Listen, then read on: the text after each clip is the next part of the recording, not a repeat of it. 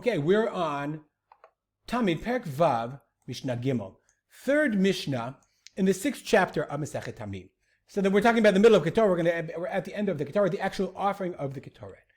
Misha Zacha B'Ketoret, the Kohen that won the lottery to offer the Ketoret. Hayonotelet HaBazach mitoch hakaf. Let's remember, he had the bazach and the kaf.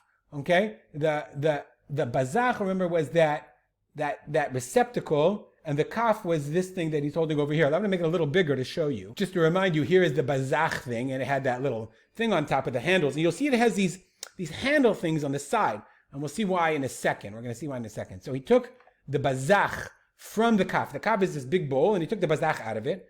V'notno le'ohavo o lekrovo. And he gave the kaf, he gave the bowl to his ohavo or krovo. It was either, that's always good, to his friend or his relative. Whoever convinced him and said, you gotta bring me in there. Nitpazer mimenu litocho, notno lo bechofna. Remember the bazach was full, it was a brim. It was filled to the brim with ketoret. So if any ketoret spilled over into the kaf, remember you have to spread all of the ketoret. So nitpazer means if any spread in the tocho, into the kaf, not nolo bechofna, but he puts it in chofen, in his hands. He's going to put it in his hands because he's going to spread from his hands onto the coals, onto the burning coals on the mizbeach, on the altar. The Bartanura explains what's happening here is, okay, not nolo bechofna means hu gazet, meaning his hands are full. What is he going to do? He's going to take this bazach and he's going to use it to spill the ketoret into his hands and if any spills over, then what happens is he's going to take it and somehow spill it into his own hands. Let's go back to this picture, right? He sees, if you can, I don't know, maybe you can make it a little bit bigger. Here we go, right? He's using the thing to pour the ketoret into his hands.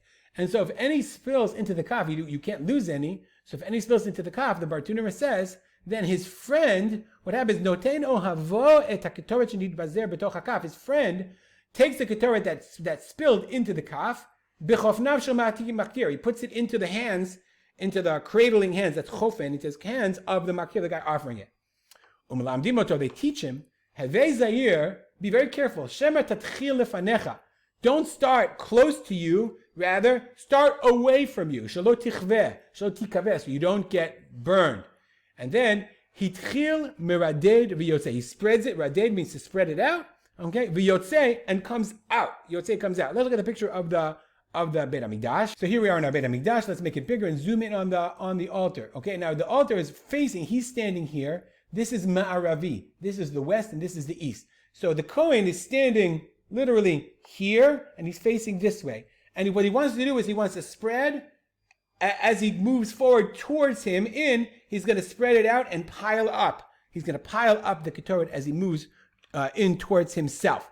And that's what the Mishnah says. He's coming out, spreading out towards him.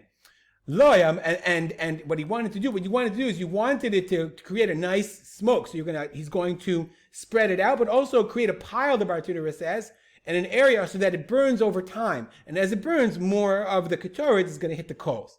He wouldn't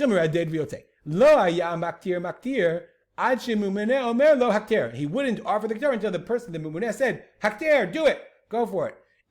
Kohen Gadol, if it was Kohen Gadol, Mamuneh Omer, the guy in charge said, Ishi Kohen Gadol, my master, my friend, my man. Ishi Kohen Gadol Hakter. And he would offer him his honorific. He would treat him, talk to him by his title. Parshu Ha'am, okay, V'hiktir v'hishtachave v'yatza. Parshu Ha'am means that everyone had already left. And then he offered the ketoret, v'hishtachava, and he bowed down, v'yatza. There's a rule that let's zoom out a little bit. The rule was no one could be in the Heichal when he's offering the ketoret. The ketoret was offered alone. Why? Let's go back to the Bartanura for a second. It says, Kol HaKohanim parshim mibein ha'ulam v'la mizbeach. They all leave from the area, meaning they're not only out of there, they have to leave the area bein ha'ulam v'la mizbeach. They move back for when the time, and then they all bow down. Okay, because it says v'chol adam lo yeh be'ol moed be'ol lechaper b'kodesh. So no one should be there when this is talking about the Kohen Gadol. Kol kaparash na'aseh b'kodesh, any atonement that's done in the kodesh, in the ulam, in the heichal, kol adam lo yeh b'ol moed. No one can be in the ol moed.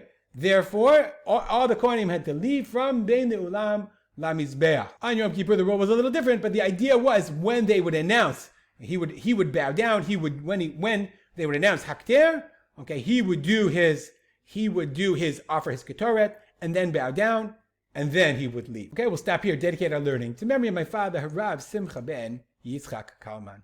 Make it a great day.